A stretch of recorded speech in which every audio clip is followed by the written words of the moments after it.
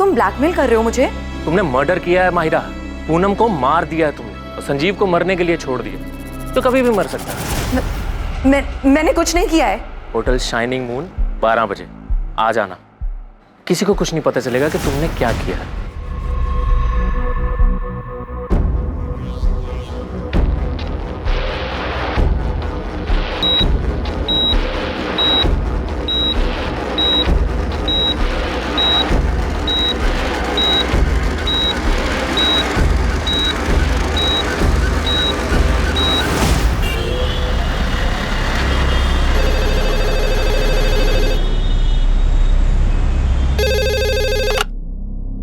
Hello, मैंने कुछ नहीं किया है, मुझे फंसाया जा रहा है। कौन? मनीष कालरा? हाँ सर। अगर तूने कुछ नहीं किया है तो सामने आ। ये क्रिमिनल्स की तरह छुप छुप कर भाग क्यों रहा है? सर आप लोग सारा इल्जाम मुझ पे डाल दोगे, जबकि सच तो यह है कि पूनम मुझे ब्लैकमेल कर रही थी। तेरे लिए अच्छा यही होगा कि तू सरेंडर कर दे। लेकिन सर मैंने कुछ किया ही नहीं है। अगर तूने सरेंडर नहीं किया ना तो हम तेरा जीना दुश्वार कर देंगे और तेरे वो दोनों साथी कमलेश रंजन और पंकज दास को भी हम ढूंढ निकालेंगे। इस पड़ाव पर यह केस सबके सामने था। साफ था कि मनीष कालरा ने इस अपराध को अंजाम देने के लिए 2 हिस्ट्री शीटर्स को पैसे दिए थे। लेकिन क्या यह केस वाकई में इतना साफ था जैसा कि सोचा जा रहा था? हाँ राठौर, गनसेलर उस्मान शेख की खबर हाथ लगी है। मेरी टीम वहाँ पहुँच रही है, मैं भी निकल रहा हूँ। तुम्हें यहाँ से कोई मदद चाहिए? नहीं, फिलहाल तो कोई हेल्प नहीं चाहिए। हम उस्मान को तो पकड़ ही लेंगे, उसे तोड़कर बल्लू का पता तो मिल ही जाएगा। सर, संजीव के फादर धनीराम को बल्लू का जो धमकी वाला कॉल आया था, बस इतना समझ लो कि बहुत साजें खींच ली हैं संजीव ने। अब और जीना है उसको तो मुझे पैसे दे दो। ट्रेस नहीं हो पाया? सब फेक है सर। आईडी एड्रेस सब फर्जी यूज हुआ है। संजीव की कंडीशन में कोई इंप्रूवमेंट हुई? पेशेंट ट्रीटमेंट पर रिस्पॉन्ड कर रहा है। डॉक्टर, संजीव बात करने की कंडीशन में कब तक आ सकता है? ये बता पाना मुश्किल है, लेकिन इतना कंफर्म है कि पेशेंट सर्वाइव कर जाए। यमुना जी, यहाँ हॉस्पिटल में कोई माहिरा तलवार नाम की लड़की आई थी संजीव से मिलने? नहीं, पर ये माहिरा तलवार कौन है?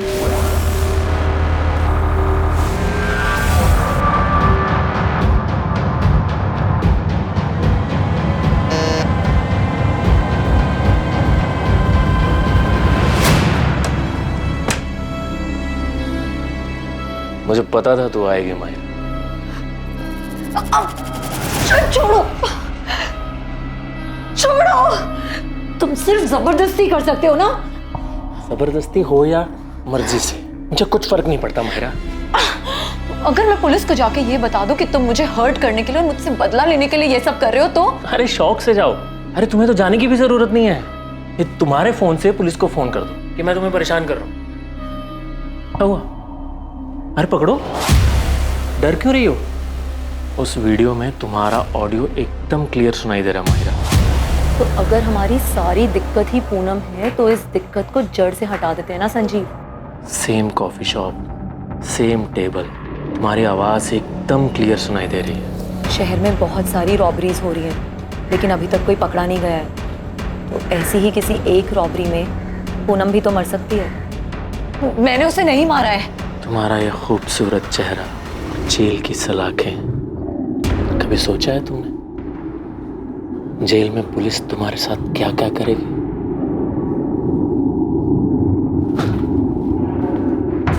खड़ी क्या हो? चल कपड़े उतारो।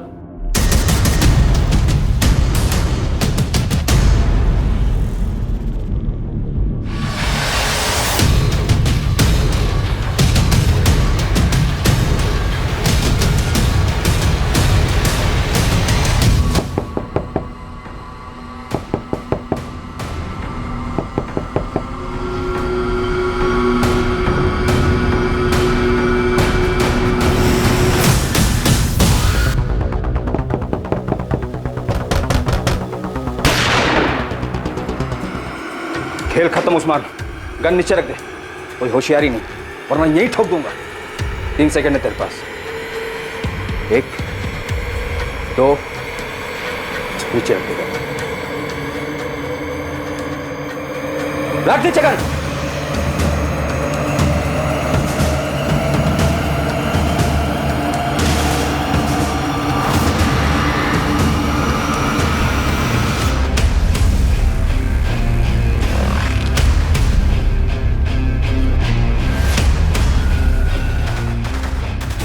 मेरे पीछे टाइम और एनर्जी दोनों वेस्ट कर रहे हैं आप लोग। उस मनोज खोसला को उठाना चाहिए था आपको। पूनम के कहने पर तुमने किसे हायर किया था? इस सवाल का जवाब ये है कि ना तो मैंने किसी को हायर किया, ना ही पूनम के वाहियात ख्याल को पूरा करने में उसकी कोई हेल्प की।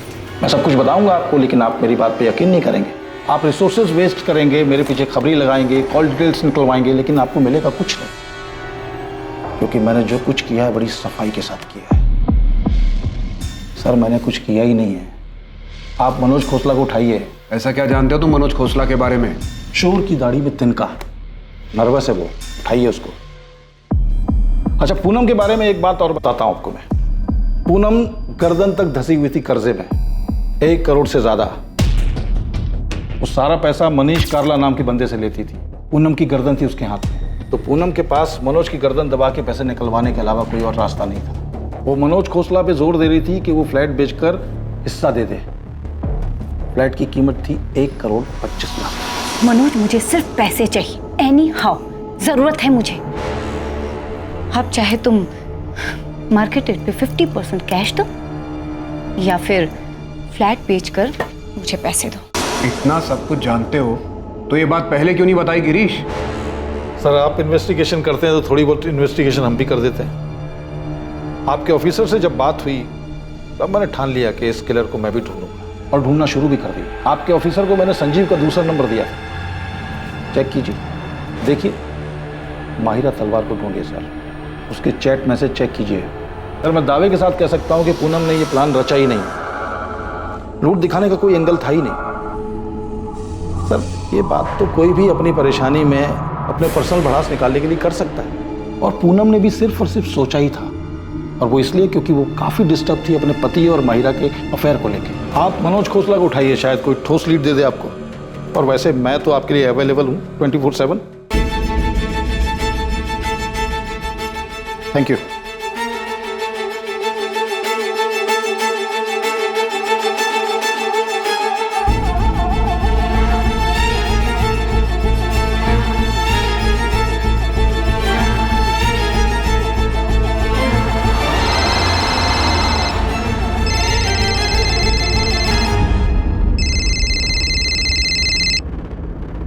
हेलो, माहिरा तलवार जी मैं असिस्टेंट सब इंस्पेक्टर आरती त्रिवेदी बोल रही हूँ। जी बताइए।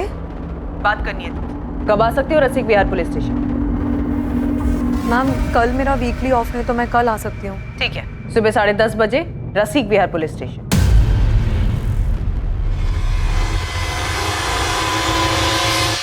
सर ये है कमलेश रंजन का नंबर। सर पर मैं जो करवाना चाहता था वो ऐसे नहीं होना था। तो और क्या क्या करना चाहता था मनीष कालरा?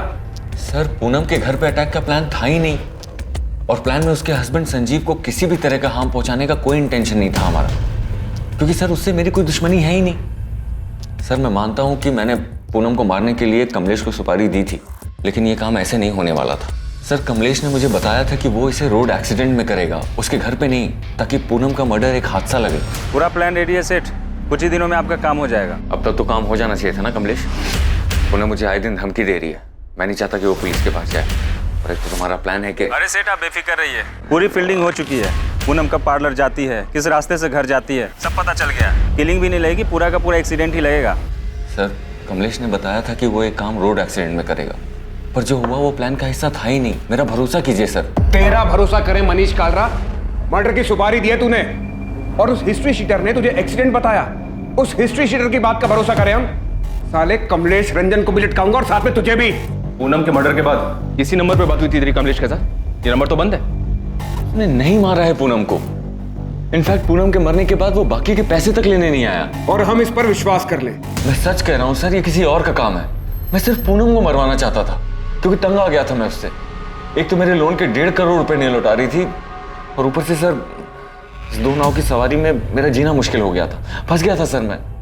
तुमने आज तक एक भी इंस्टॉलमेंट नहीं लौटाया है। पर हम तो लवर्स हैं ना मनीष। हाँ लेकिन ये लोन हमारे लवर्स वाले एंगल का हिस्सा नहीं है पूनम। तुम ये कैसी बातें कर रहे हो मनीष? पूनम मुझे मेरे पैसे वापस चाहिए। मैंने वो पैसे तुम्हें एज ए लोन दिए थे। मनीष दोनों पार्लर को मिलाकर भी कुछ खास रिटर्न नहीं आ रहा है, इसीलिए मैंने दिवाली पर हैवी डिस्काउंट ऑफर रखा है। क्या पता बिजनेस पिक कर जाए। और ये बात तुम्हें मुझसे ज्यादा अच्छे से पता है कि मार्केट स्लो डाउन है। इसलिए तो पैसे वापस मांग रहा हूँ पूनम। मैं मार्केट से अलग नहीं हूँ, मुझे भी पैसों की जरूरत है। पर अचानक ये पैसों की बात कहाँ से आ गई मनीष? क्या मैं तुम्हें वो सब कुछ नहीं दे पाई जो तुम्हें खुशी दे सके, जो तुम्हें चाहिए था? तो मुझे कोई एक तरफा नहीं मिला है पूनम, तुम्हें भी मुझसे वो सारी खुशियां मिली हैं। तुम्हें हो क्या गया है मनीष? पूनम, आज के बाद हम ऐसे नहीं मिलेंगे। आज ही आखिरी था, आज के बाद इट्स स्ट्रिक्टली बिजनेस। तुम प्लीज मेरे पैसे लौटा दो और भूल जाओ कि हमारे बीच में कुछ हुआ भी था। Avantika, am I right? उसी की वजह से तुम मेरे साथ ये कर रहे हो ना? तुम तो गए मनीष, बेस्ट लॉयर हायर करूंगी और रिद्धि मेरे साथ रहेगी और एलिमनी में इतना पैसा मांगूंगी ना कि तुम सड़क पर आ जाओगे। अवंतिका, मैं सिर्फ सो रहे थे ना उसके साथ? मैं बहक गया था अवंतिका। पूनम बस मेरी क्लाइंट है। लेकिन अब तुम उसके क्लाइंट हो, होटल में उसके साथ गुलछरे उड़ाते हो। अब ये बात मैं सबको बताऊंगी, रिद्धि को भी और कोर्ट को भी। अवंतिका, हम बस फिजिकल हुए थे। एक बार डाइवोर्स हो जाने दो, फिर मैं भी ढूंढ लूंगी किसी, सिर्फ फिजिकल होने के लिए। अवंतिका, चिल्लाओ मत, रहो उसी के पास। शादी करो या बाहर में जाओ, मैं तुम्हें रास्ते पर ला दूंगी, बर्बाद करके छोड़ूंगी। अवंतिका को अचानक सब कुछ पता चल गया, इसलिए अचानक तुम मुझे छोड़ रहे हो। अवंतिका मेरी वाइफ है, मेरी फैमिली है, और हम दोनों के बीच में जो हो रहा है वो कभी खत्म नहीं हो सकता मनीष। तुम कैसी बात कर रही हो पूनम? तुम्हारी खुद की फैमिली है, हस्बैंड है। हस्बैंड, राइट, हस्बैंड जिसका अफेयर किसी और के साथ चल रहा है। अरे तो उसमें मैं क्या करूं पूनम? देखो, तुम प्लीज मेरे लोन के पैसे मुझे लौटा दो और भूल जाओ कि हम एक दूसरे को कभी जानते भी नहीं। हम दोनों के बीच जो कुछ हुआ उसमें हम दोनों की मर्जी थी, तो जब चाहो तुम मुंह उठाकर सब कुछ खत्म नहीं कर सकते। सर, घर पे अवंतिका मुझे धमका रही थी और बाहर पूनम।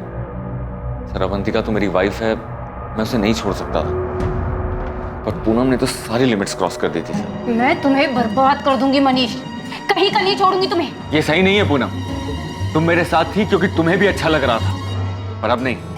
मुझसे भागना इतना भी आसान नहीं है मनीष।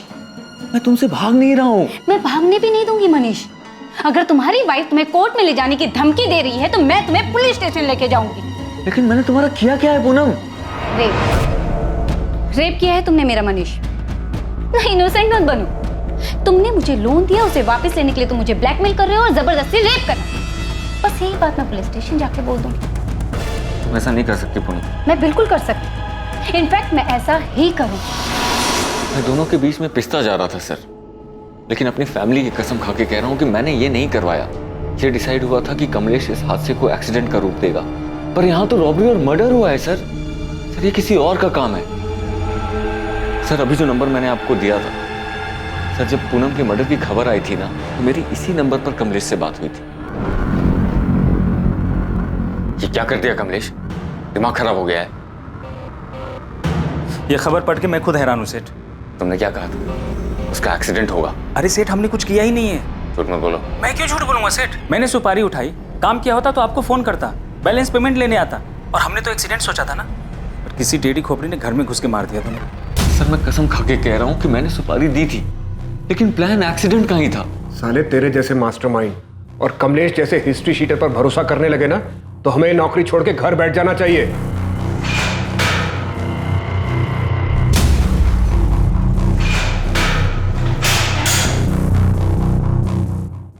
मैं गाजियाबाद निकल रहा हूँ। गन सेलर उस्मान शेख पकड़ा गया है। कमलेश, रंजन, पंकज दास के फोटो मिल गए सर, जल्दी पकड़े जाएंगे। आरती को मायरा और संजीव के चैट मैसेजेस मिले हैं। मायरा को बुलाया इंक्वायरी के लिए। उधर भी कोई प्लानिंग चल रही थी? अभी तक पिक्चर क्लियर नहीं है सर। संजीव और मायरा का भी अफेयर चल रहा था। पूनम से छुटकारा पाने की बात चल रही थी। जितने लोगों का पता चला, सबके पास अपना अपना मोटिव था, सब अपनी अपनी प्लानिंग में लगे। सर, ये पूनम का भाई मनोज खोसला, इसको भी उठवाता हूँ। इस रॉबरी कम मर्डर के पीछे के षड्यंत्र की दस्तक हर तरफ से आ रही है। इल्जाम किसी पर भी लगाया जा सकता था, या तो पूनम पर जो मर चुकी थी, या फिर संजीव पर जो बेहोशी की हालत में था। हर एक का मकसद और इरादा बिल्कुल फिट हो रहा था, लेकिन असली गुनहगार अब भी पहुंच के बाहर था। मैंने बल्लू को .25 कोलेट गन बेची थी, ये मैं यादव साहब को पहले ही बता चुका हूँ, लेकिन ये वाला कांड किसने किया ये मैं नहीं जानता। मैं बस गन बेचता हूँ साहब, उसे चलाने का काम नहीं करता। बल्लू को कितनी गन्स बेची है? 2। कब? यही कोई 1 महीना पहले। मतलब उसके बेल पे बाहर आने के बाद? हाँ। कहाँ? अबे बाजार मत लगाओ उस्मान, सीधा वो .25 कोलेट निकालो और साथ में 20 गोलियां। लग रहा है जज गई हाथ में। कहा था ना मक्खन है मक्खन। मक्खन तो है। और सुनो, साथ में इसको वो साइलेंसर भी देना। एक या दोनों के लिए? दोनों के लिए। 2 साइलेंसर्स खरीदे थे उसने। जी, 2.25 कोलेट गन, 20 गोलियां और 2 साइलेंसर्स। ये सारा सामान बल्लू ने करीब 1 महीना पहले खरीदा है। मनोज को उठा लिया सर, उसे भी इंटरोगेट करूंगा। कर लो जायसवाल, लेकिन हमारा प्राइम सस्पेक्ट बल्लू ही है। मनीष कालरा भी शायद सच बोल रहा है कि उसने प्लान किया था सुपारी किलर कमलेश के साथ मिलकर, लेकिन काम जरूर बल्लू ही कर गया। सर मुझे माहिरा के चैट्स मिले, संजीव और किसी शोएब नाम के बंदे के साथ उसके जो चैट्स हैं उनसे काफी कुछ मिला है। शोएब के मैसेजेस से ये लग रहा है कि शोएब माहिरा को ब्लैकमेल कर रहा था। तो उसने मैसेज भेजा कि मैं अच्छी तरह जानता हूँ कि तुमने कैसे प्लान बनाया और कैसे अंजाम दिया। मैं उन दोनों को भी अच्छे से जानता हूँ जिसे तुमने भेजा था, फोन करो। अभी शोएब कौन है? तो ये तो वही बताएगा। मैंने 2 कांस्टेबल भेजे उसे उठाने के लिए। वैसे इन मैसेजेस से ये लगता है कि शोएब काफी कुछ जानता था और इसी वजह से वो माहिरा को ब्लैकमेल कर रहा था। ये हो क्या रहा है? मनीष का पूरा चिट्ठा खुलता है, वो एक्सीडेंट का प्लान बताता है। बल्लू का सब कुछ क्लियर दिखाई दे रहा है, गन्स खरीदना, साइलेंसर खरीदना, और अब ये शोएब और माहिरा की नई एंट्री हो रही है। सर इस केस में सबकी किसी न किसी से रंजिश रही है। यहाँ तक कि पूनम और संजीव के बीच भी कुछ भी ठीक नहीं था। सब लोग बस एक मौके की तलाश में थे। दिल्ली और उसके आसपास के इलाकों में बलराम जलोटा उर्फ बल्लू की बड़े पैमाने पर तलाश शुरू हुई। माहिरा तलवार के एंगल को भी अनदेखा नहीं किया जा सकता था। उसके चैट मैसेजेस से साफ पता चल रहा था कि वो भी पूनम से छुटकारा पाने की फिराक में थी। संजीव जो उन हमलावरों के बारे में बता सकता था, वो अब भी बेहोश था। यार संजीव को होश ही नहीं आ रहा है। परेशानी की तो बात है यार, वो ऐसे ही रहेगा क्या पूरी लाइफ? नहीं यार, ऐसे मत बोल, सब ठीक हो। यमुना, संजीव के अकाउंट में तो सिर्फ 6 लाख रुपए और वो बल्लू 15 लाख रुपए के लिए उसके पीछे पड़ा हुआ था। संजीव देता भी तो कैसे? कैसी हालत में पहुंचा दिया हमारे बेटे को। डॉक्टर भी कुछ बता ही नहीं रहे संजीव को कब होश आएगा। बोल रहे बाकी सब ठीक है। जब सब ठीक है तो वो होश में क्यों नहीं आ रहा है? संजीव चोपड़ा के माता पिता इस बात से चिंतित थे कि संजीव को कब होश आएगा और कब उसकी हालत फिर पहले जैसी सामान्य होगी। वहीं दूसरी ओर पूनम के माता पिता अब भी अपनी बेटी को खोने के गम से उभर नहीं पाए थे और ना ही उनके परिवार को यह अंदाजा था कि संजीव और पूनम के बीच वास्तव में हालात कितने बिगड़ चुके थे। हाँ, मेरे और पूनम के बीच में फ्लैट को लेकर नोकझोंक हुई थी, लेकिन इसका मतलब ये नहीं है सर कि आप उसके मर्डर को लेकर के मुझ पे शक करें। मैंने संजीव का नाम लिया, इसलिए आप मुझसे पूछताछ कर रहे हैं। तुमने संजीव पर तो आरोप लगाया, पर अपने झगड़े के बारे में कुछ नहीं बताया। अभी तुम ये बताओ, पूनम के साथ झगड़े की वजह कोई और भी थी क्या? बिजनेस में लॉसेस की वजह से पूनम को फ्लैट में हिस्सा चाहिए था। वो फ्लैट जो मेरे फादर पहले ही मेरे नाम कर चुके थे और तुम उसे कुछ देना नहीं चाहते थे, और अब तो देने की जरूरत भी नहीं पड़ेगी। वो तो रही नहीं। कैसी बात कर रहे हैं आप? मैं अपनी बहन पूनम को क्यों मारूंगा सर? पूनम ने मुझे कॉल किया था ये बताने के लिए कि उसे संजीव से डर लगने लगा है। संजीव उसे मारने की प्लानिंग कर रहा है और अब संजीव के फादर बीच में बल्लू का नाम घुसेड़ रहे हैं। सर आप ही सोचिए, बल्लू क्यों मांगेगा 15 लाख? एक्सटॉर्शन मांगने वाले को यह पता होता है कि सामने वाला पैसे दे पाएगा या नहीं दे पाएगा। संजीव का रियल एस्टेट का बिजनेस बिल्कुल ठंडा चल रहा था और उधर पूनम, सर पूनम ने भी जो 3rd ब्रांच खोली थी अपने पार्लर की, उससे भी कोई खास रिटर्न नहीं आ रहा था। सर पूनम ने बहुत पैसे लोन पे लिए हुए थे और लाखों रुपए तो उसने संजीव को दिया था। उसके पैसे भी रख लिए और उसका मर्डर भी कर दिया संजीव ने। मर्डर करने का प्लान हमें तुम्हारी बहन की तरफ से भी मिला है। मिला होगा सर, और भी बहुत कुछ मिला होगा। संजीव और पूनम के अफेयर्स भी मिले होंगे, लेकिन सच सामने है सर। आज संजीव जिंदा है और मेरी बहन मर गई। अगर मेरी बहन ने यह प्लान किया होता तो आज वो जिंदा हो। सर आपको मेरे बारे में जो पता करना है, जिससे पूछताछ करनी है कर लीजिए, लेकिन सच यही है जो मैं कह रहा हूं। इन सब के पीछे संजीव है सर। गोली गलती से संजीव पे चल गई होगी और वो विक्टिम बन गया।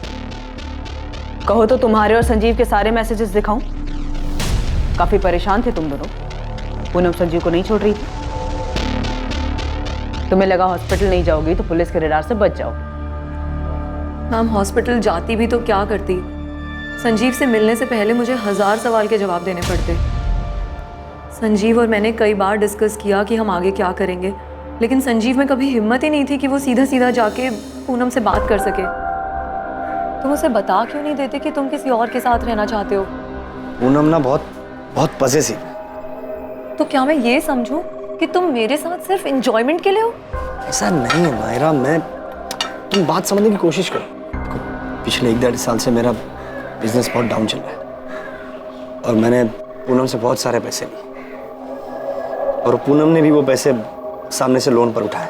मतलब तुम उसे इसीलिए नहीं छोड़ सकते क्योंकि तुमने उससे पैसे लिए हैं? वो मुझे नहीं छोड़ेगी, बहुत खतरनाक औरत है। क्या कहा तुमने संजीव? क्या कहा? तुम्हें अलग होना? तुम्हें ये अचानक हो क्या गया है? जब से हम मिले तब से अब तक हम दोनों के बीच काफी कुछ बदल चुका है। साफ साफ बोलो, क्या कहना है? मैं जानता हूँ तुम्हारी लाइफ में, मेरी लाइफ में कोई है? तुम पीछा कर रहे हो मेरा ये मतलब नहीं था। तो फिर क्या मतलब था? क्या मतलब समझूं मैं कि तुम्हारे मतलब की कोई मिल गई है तुम्हें? नहीं। तुम अलग होने की सोच भी कैसे सकते हो संजीव? तुम्हारे लिए 50 लाख का लोन उठाया है मैंने और तुम बड़े आराम से हजम करके अलग होना चाहते हो मुझसे। नहीं, बस मैं सोच रहा था कि क्या वैसे भी हम दोनों एक दूसरे से खुश है क्या? सब समझ में आ रहा है मुझे, समझ भी आ रहा है और दिख भी रहा है। तुम्हें कोई खुश करने वाली मिल गई और तुमने एक बढ़िया सी खिचड़ी बनाई और मुझे सर्व कर ली। ऐसा कुछ नहीं है। और ऐसा होना भी नहीं चाहिए संजीव। अगर ऐसा हुआ तो तुम्हारा क्या हाल होगा तुम सोच भी नहीं सकते। इनडायरेक्टली मैंने उससे डिवोर्स की बात की तो उसके अंदर का भूत बाहर आ गया। अगर पूनम ही हमारी सारी दिक्कत है तो इस दिक्कत को जड़ से खत्म कर देते हैं। देखो, शहर में बहुत सारी रॉबरीज हो रही हैं और अभी तक कोई पकड़ा नहीं गया है, तो किसी एक रॉबरी में पूनम मर भी तो सकती है। नहीं मायरा, ये सॉल्यूशन नहीं है, इससे तो सब बर्बाद हो जाएगा। तो फिर हमें आबाद करने का कोई और प्लान है क्या तुम्हारे पास? मैं अपनी बात आगे बोल भी नहीं पाई थी कि संजीव ने सुनने से भी इनकार कर दिया। पर तुमने ये सोचा कि ये रॉबरी वाला प्लान काम कर जाए। हाँ, और उसका नतीजा मैं आज तक भुगत रही हूँ। जिसके मैसेजेस ट्रेस करके आप मुझ तक पहुँची हैं, शोएब, उसने उस दिन मेरी सारी बातें रिकॉर्ड कर ली थी और उसके बाद उसने मुझसे ज़बरदस्ती बहुत कुछ लिया है। मेरी इज्जत। शोएब कॉलेज में मेरा बॉयफ्रेंड था लेकिन अब नहीं है और ये बात उससे बर्दाश्त ही नहीं हो रही। वो मेरा पीछा करता है, उस रिकॉर्डिंग से मुझे ब्लैकमेल करता है। मेरी कुछ लाइफ ही नहीं बची है।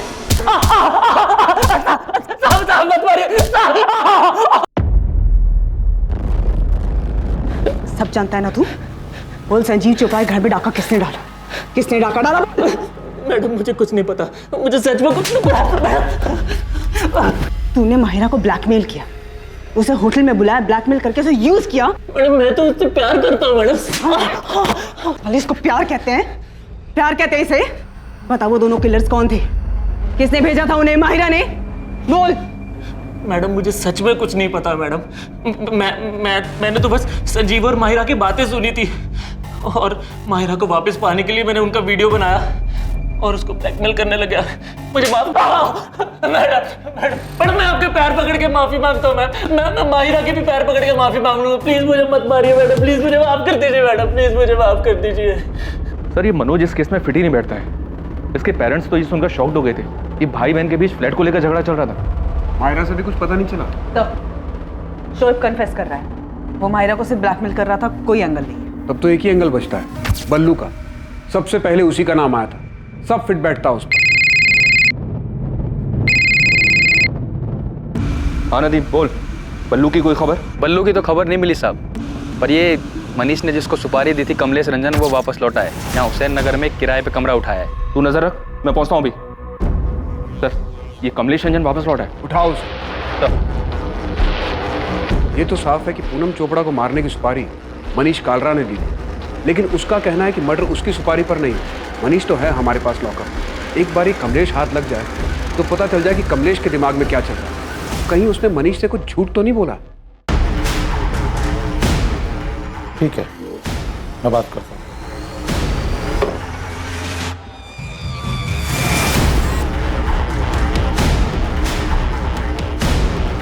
वो वाला कमरा है साहब।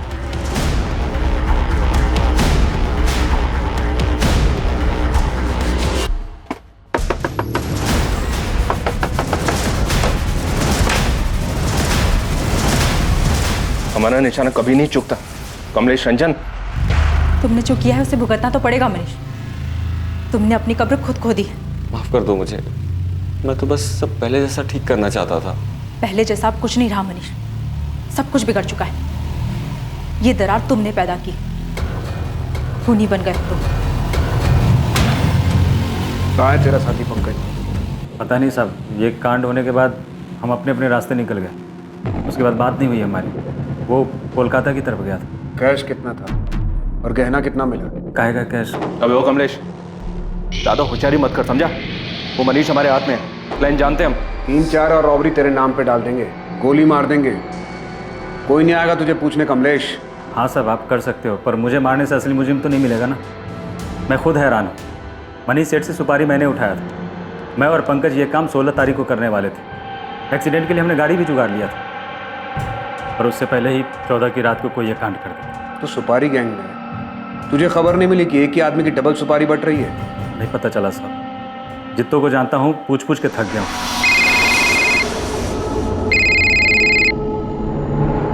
हेलो, नमस्कार, मैं गिरीश रावत, प्राइवेट डिटेक्टिव। पहचाना? हाँ हाँ पहचाना, बोलो। मैंने आपसे कहा था कि मैं 24/7 आपके लिए अवेलेबल रहूंगा। खबर क्या है तुम्हारे पास? तगड़ी खबर है। आप चंडीगढ़ फॉरेंसिक डिपार्टमेंट में बात की। उनके पास एक बॉडी है और उसकी खोपड़ी से बुलेट और उसके बगल से शेल बरामद हुआ। आप फॉरेंसिक रिपोर्ट मंगाइए, उसे देखिए। लाश को पूरी तरह से जला दिया गया। वहाँ के फॉरेस्ट एरिया में 1 महीने पहले चंडीगढ़ पुलिस को ये डेड बॉडी मिली।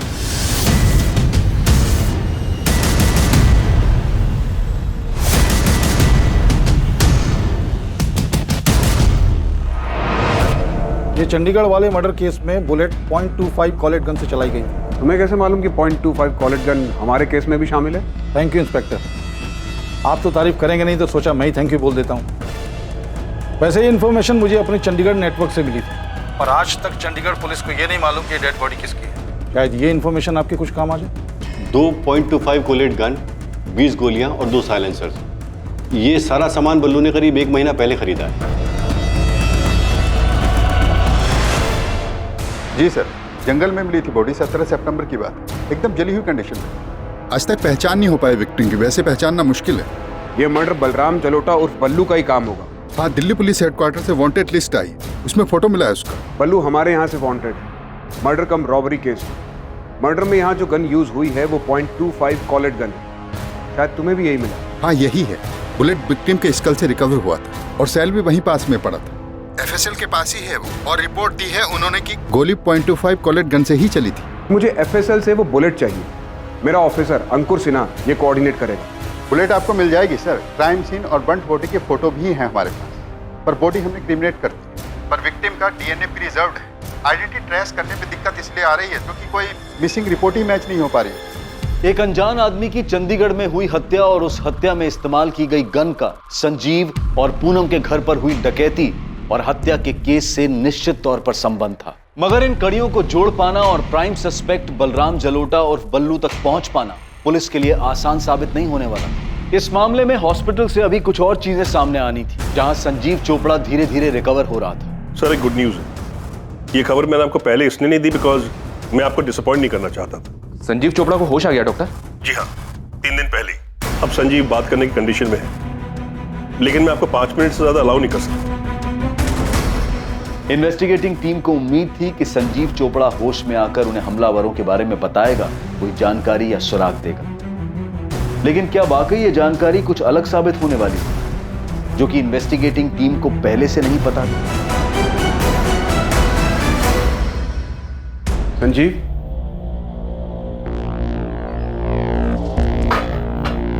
कैसा लग रहा है संजीव? कुछ समझ में नहीं आ रहा सर। पता नहीं अब बड़े बड़े कितना वक्त बीत गया। पूनम के बारे में पता चला?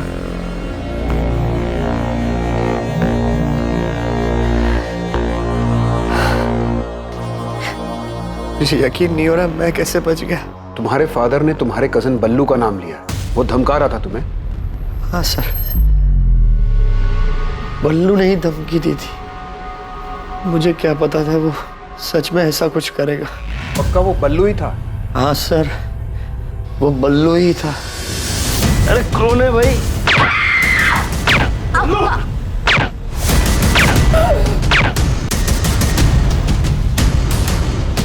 बल्लू ने मुझसे 15 लाख रुपए मांगे थे। मुझे क्या पता, नहीं दूंगा तो अटैक करेगा। आपने पकड़ा बल्लू को सर? जल्द पकड़ लेंगे, अब तुम आराम करो। बस यही कंफर्म करना था कि ये सब कुछ बल्लू ने किया है। सर, बल्लू पकड़ा गया? हर जगह पुलिस अलर्ट है उसके लिए, जल्दी पकड़ा जाएगा। आप संजीव का ख्याल रखिए।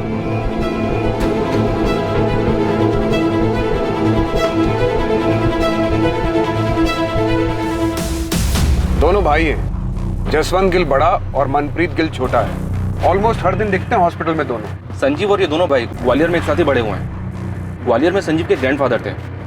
सर, संजीव के कॉल रिकॉर्ड्स में भी दोनों का नाम था। कुछ ठोस मिला है चंडीगढ़ केस में। वो बुलेट शेल एफएसएल ने भेजा है मुझे। उसी गन से चली या उनमें से किसी एक गन से? ये अभी नहीं बता सकता, लेकिन जो बुलेट शेल है उसमें सीरीज नंबर है। वो उसी सीरियल नंबर के आसपास की है जो हमें संजीव के घर से मिली थी। 20 गोलियां खरीदी थी बल्लू ने। हमें बाजार मत लगाओ उस्मान, सीधा वो .25 बुलेट निकालो और साथ में 20 गोलियां। थैंक्स अंकुर। शायद इस चंडीगढ़ वाली इन्फॉर्मेशन से बल्लू का कुछ पता चले। सर, महीने भर से हम हर जगह हर पुलिस स्टेशन में तलाश रहे हैं। एक भी मिसिंग कंप्लेंट मैच नहीं हो रहा है। आपके बोलने के बाद हमने सबको दोबारा से सारी डिटेल भेजी।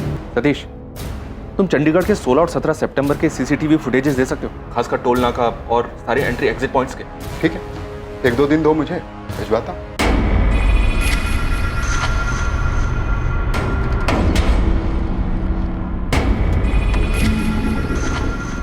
जसवंत, वो बंदा दिखाई दे रहा है तुझे? कौन? वही जो बाइक के पास खड़ा लाइनिंग टी शर्ट वाला। वो 2 दिन से यहीं दिखाई दे रहा है। हाँ यार, इसको तो हॉस्पिटल के अंदर भी देखा था मैंने। ये ले भाई।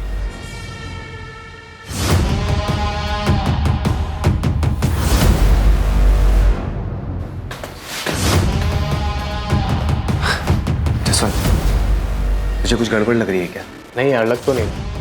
निकल जाए। नहीं, अभी नहीं जा सकते, अभी हम लोग रेडार में।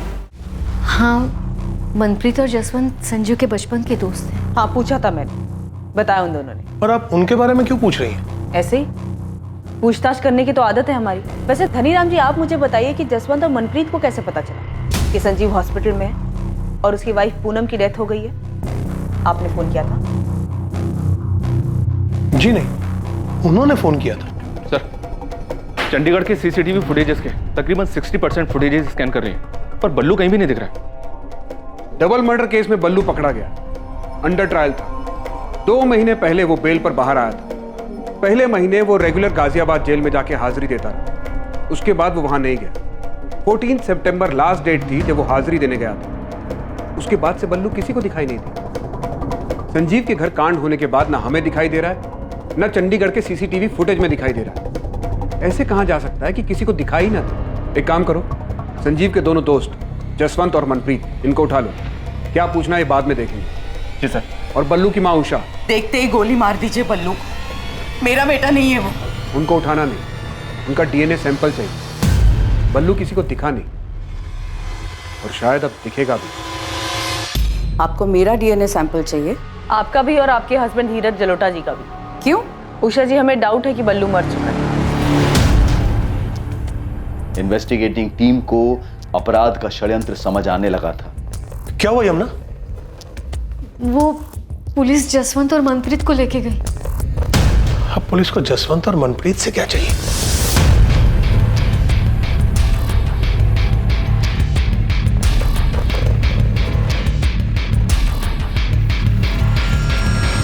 चंडीगढ़ से मिली अनजान लाश के प्रिजर्व किए गए डीएनए सैंपल्स बलराम जलोटा उर्फ बल्लू के माता पिता उषा और धीरज जलोटा के डीएनए सैंपल्स के साथ मैचिंग के लिए भेजे गए।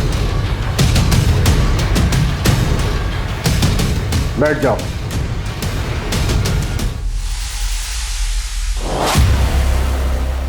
सिर्फ एक बार पूछूंगा, ये जली हुई बॉडी बल्लू की है ना?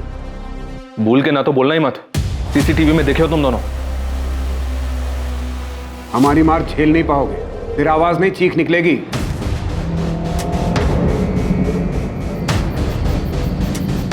लो, बन गई बोतल। इतने दिन से प्रैक्टिस कर रहे हो ना? चलो अब लगाओ निशाना। बाएं आंख बंद करो, 1 2 3 में बोतल धड़ाम। और इतनी पास में बोतल बांधा है कि आसानी से बोतल फूटनी चाहिए, ठीक है? और टेंशन मत लो, इसमें ये साइलेंसर लगा है, किसी को सुनाई नहीं देगा, किसी को कुछ पता नहीं चलेगा। 3 तक गिनती में बोतल धड़ाम।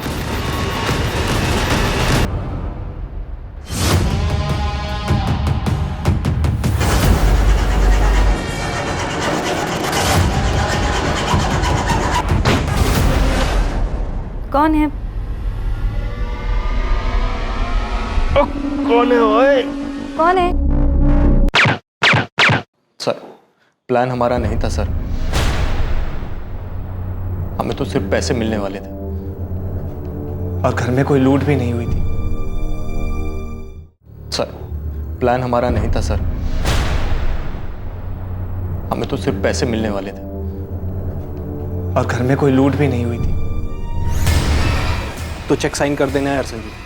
संजीव लाले पड़े, कब से तेरा होश में आने का इंतजार कर रहे थे। मेरी ये हालत तेरी वजह से हुई है मनप्रीत। लेकिन काम तो हो गया ना यार, देख काम हो गया। अब पता नहीं कभी उठ भी पाऊंगा या नहीं। बोलता है काम तो हो गया। बोल संजू, क्या काम है? तेरे लिए जो भी होगा सब कर दूंगा। पूनम को मारना है, डाइवोर्स दे दे। पूनम ना मुझे डाइवोर्स देगी ना मुझे छोड़ेगी। पहले वो सारे पैसे लौटा दो जो मैंने तुम्हें लोन पर उठा कर दिए, उसके बाद इस कोठी पर मेरा नाम लिखवा दो। तो पूनम भरोसा करो मुझ पर, मैं डाइवोर्स के बाद में भी पैसे लौटा दूंगा। बेवकूफ समझाया क्या तुमने मुझे संजीव? हाँ, मनीष का लोन मेरे सर पर है तो इस बात का फायदा उठाकर तुम मुझे छोड़कर वो माहिरा के साथ चले जाओ। पर यू नो व्हाट, मैं तुम दोनों को देखकर ना तो खुश हो पाऊंगी ना डाइवोर्स दे, जिंदगी बर्बाद कर दूंगी, रगड़ दूंगी तुम्हें। और ऐसा करने से तुम्हारे कलेजे को ठंडक पहुंचेगी। चाहे कुछ भी हो, तुम्हें आराम से नहीं। और रही बात डाइवोर्स की, तो सोचना भी मत। हटा देंगे तुम्हारे रास्ते से गाड़ा। हमको क्या बोले? तू बता। 15 लाख दिए,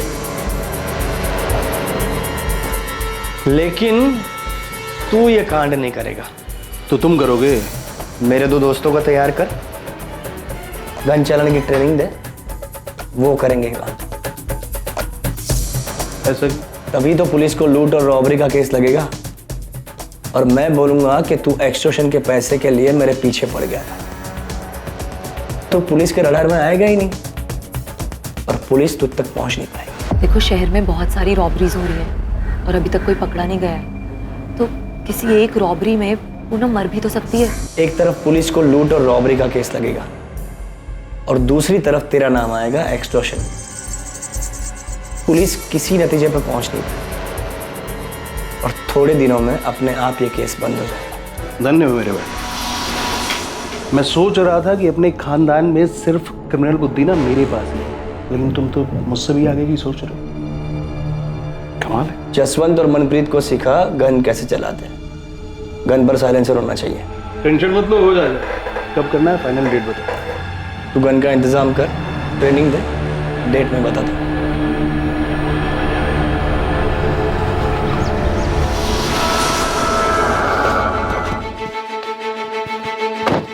सुनो, तुम दोनों को बल्लू के साथ चंडीगढ़ जाना होगा। तुम्हारी ट्रेनिंग वहां पर होगी, ठीक? और मनप्रीत, तुम्हें मुझ पर गोली चलानी। बल्लू तुम्हें बताएगा कि मुझे गोली कहाँ लगनी चाहिए, जहाँ लगने से मैं सेफ रहूंगा। और ध्यान से, कोई रिस्क नहीं चाहिए। और जसवंत, बल्लू तुम्हें बताएगा कि पूनम को गोली कहाँ लगनी चाहिए, जहाँ लगने से वो बचनी नहीं चाहिए। जिस दिन ट्रेनिंग खत्म होगी उस दिन बल्लू को गुरु दक्षिणा देना भूलना मत। गोली सीधे सर में लगनी चाहिए। बल्लू को मारना है? बचना नहीं चाहिए। लेकिन क्यों संजीव? क्योंकि बल्लू मेन सस्पेक्ट होगा और पुलिस उसे ढूंढने के लिए जमीन आसमान एक कर देगी। उसे मारने के बाद इतनी अच्छी तरह से जलाना ताकि कोई पहचान ना सके, और पुलिस के हाथों सस्पेक्ट लगेगा ही नहीं, केस अपने आप बंद हो जाएगा। कितने पैसे देने वाला था संजीव? सर 5 लाख। पर गलती हो गई मेरे हाथ से। 2 ही गोली चलानी थी, लेकिन गलती से 3 गोली चल गई संजीव पर, और वो भी गलत जगह। कौन है?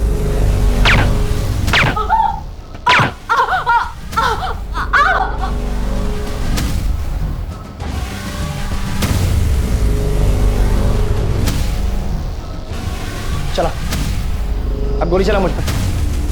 ध्यान से। 3 गोली क्यों चला दी? भाई गलती से चल गए भाई। संजीव, संजीव, संजीव, उठ संजीव, संजीव, संजीव। तुझे ट्रेनिंग भी दी थी ना, 2 गोली बोला था, तूने 3 गोली चला दी। गिनती भी नहीं आती कि कुछ और प्लान कर रहा था तू? संजीव ऐसा नहीं है यार, गलती से चल गई थी, जानबूझ के नहीं किया, गलती हो गई यार, समझना। फुटो यहाँ से, जब मैं ठीक हो जाऊंगा तब पैसे की बात करेंगे। जाओ निकलो यहाँ से। सर हमसे तो दोस्ती यारी में हो गया सर, आज तक कोई पैसा नहीं मिला सर, इसीलिए इतने दिन से हॉस्पिटल के चक्कर काट रहे हैं। पैसा नहीं, किलो के हिसाब से चार्जेस लगेंगे दोनों पर। ये तो नहीं पता तू कब फिर से ठीक होगा संजीव चोपड़ा, पर जब भी चलने फिरने लायक होगा तब हम लेंगे तेरी कस्टडी। डिवोर्स के लिए कोर्ट जाता, उसमें कम दिमाग खर्च होता तेरा। इतना दिमाग बेवकूफी वाले काम में लगा दिया और क्रिमिनल बन गया तू।